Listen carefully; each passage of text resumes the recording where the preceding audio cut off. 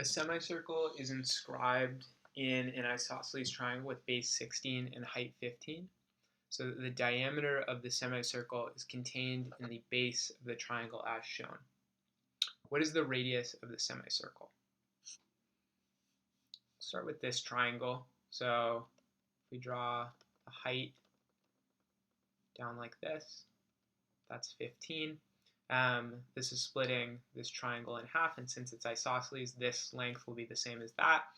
So this is 8, and we formed a right triangle, so this half is going to be, draw it out like this, 15, 8, and we'll call this x. So it's true that 15 squared plus 8 squared is equal to x squared.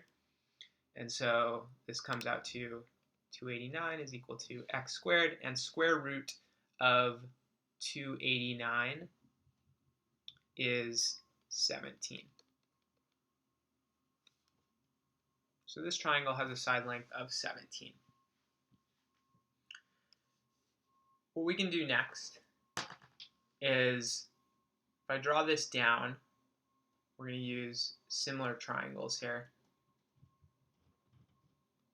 Create the same triangle up above. Doesn't look quite exact, but let's just say that this triangle is the same as up above. So this is also an isosceles 17, 17. And we've created a rhombus here. And so if we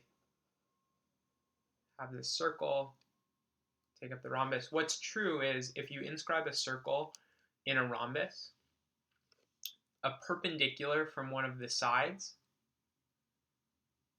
is the same length as the radius. So somewhere like here, there's a perpendicular that's the same length as the radius. So we'll call this the perpendicular, and we can see that same length as the radius of this circle.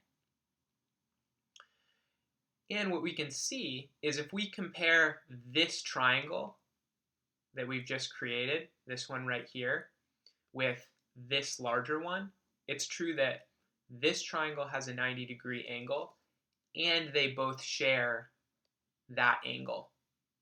So since they both share that angle, then they both have the same angle measures.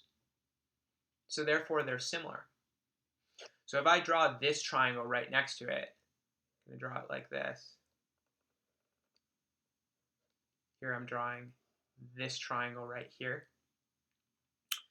It's true that across from the 90-degree angle is 15, and this is r. And so we found that this x was 17. So to find this r side length, how do we go from 17 to 15? Well, you need to multiply 17 by 15 seventeenths to get 15. So this 15 17th is how we need to scale this triangle down to get to that one. And so since the corresponding side, 8 is to r, then in order to find out what r is, we just need to multiply by 15 seventeenths. So 8 times 15 seventeenths equals r.